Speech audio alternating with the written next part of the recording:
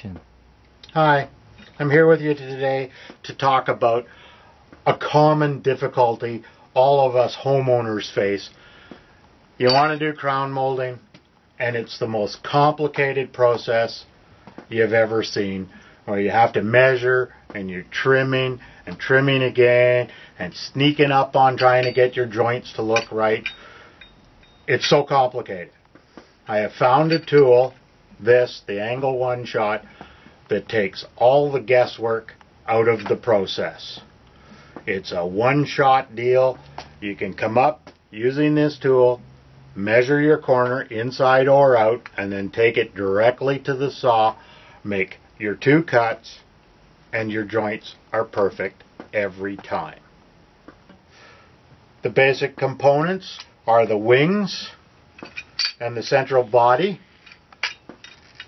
The features are that you can take this to any corner and position it at the corner, smooth against both of the walls, and then lock the set screw in place, and you're ready to take the measurement to the saw. On the underside of the angle one shot, there's a spring-loaded bar that pushes down. This is the guide point for in the gap on your chop saw. It also has two gravity dropping guide bars for setting or measuring angles. You can use these to measure any angle you wish, get the bisecting result or the overall angle in the two magnifying windows on either side of the main body. If you wished to cut this entire overall angle, you can simply use one of these drop down bars in the saw to set the angle that you wish to cut. Okay, the first step for setting up your saw for safe and efficient operation is determine what's the top of your crown molding. In our case, we're going to use this edge as our top, and I've identified it by writing top on it, but that's not absolutely essential.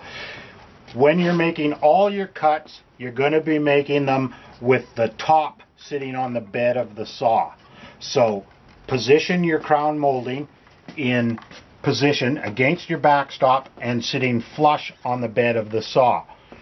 With a second strip to mount up against your fence, position it over top of your crown molding so that it's holding the crown molding firmly. And in my case, I'm just using a set of pony clamps to temporarily hold it in place so that I can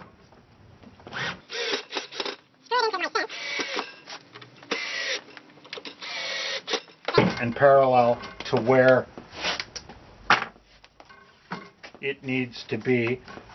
This anchors your crown molding and holds it firmly so that during a cutting operation it will not twist in your hands and cause injury or damage to the saw. So, to measure an outside corner, such as this that we have here, using the wing, push the wings as far forward as they'll go, and then position it at near the ceiling and push it open around the corner, like I've done here. And that gives you the easiest and most accurate way to measure the corner. Bring it down and lock the set screw. Okay, after setting your angle with your angle one shot, this is an outside angle, you transfer it to a straight edge piece of wood, such as I've got here. It can be any scrap piece of wood. If you try and do it with a molding, you'll find that that's a little awkward. So just have a spare piece of wood lying around and transfer a line from the wing edge along onto the piece of wood. Then you can release the angle one shot,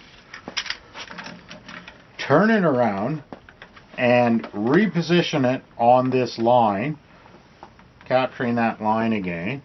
Lock the angle one shot in position. So now we're going to set our table or chop saw up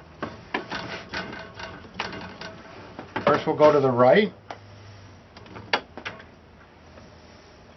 Using the angle one shot, we set the angle of the pedestal of the saw. We position our crown molding so that the top edge is against the bed of the saw, and we're cutting on the obtuse side of the saw.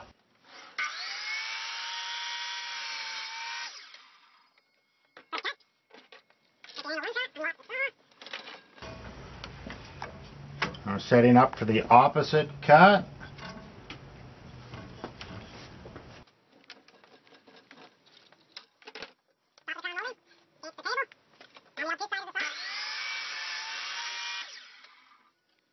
Second cut. And now we're ready to fit it to our wall.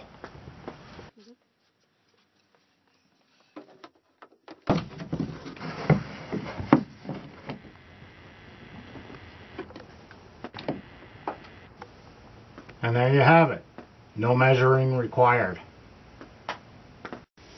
Okay, getting ready to do an inside corner with the angle one shot. Position your wings about 180 degrees apart, and then position it into the corner up near where the crown molding is going to sit, and just push it in gently until the point of the angle one shot is pushed into the corner. And bring it down and tighten the set screw. Okay, after setting our inside corner on the angle one shot,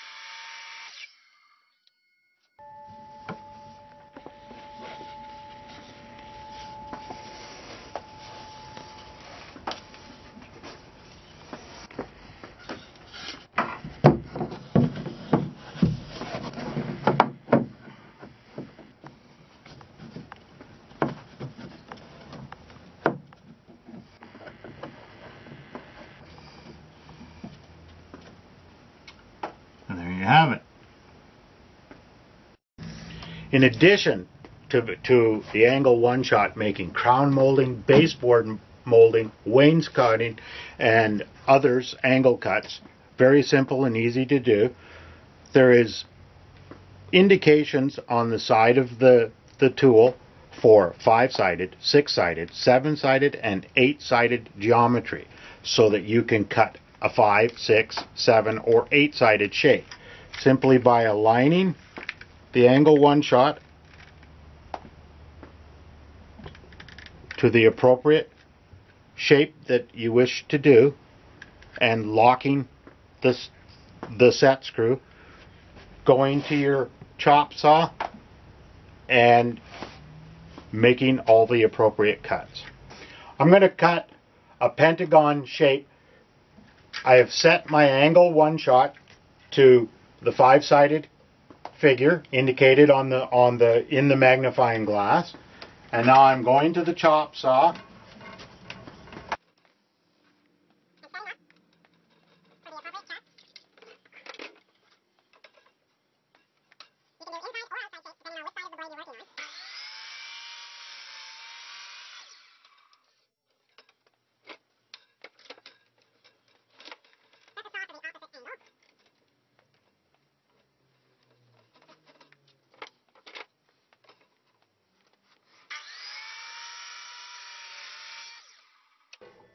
and proceeding along, cutting the other 4 pieces in this fashion. You can produce a 5-sided object, flower pot, whatever, picture frame, any sort of artistic decorative piece that you would like.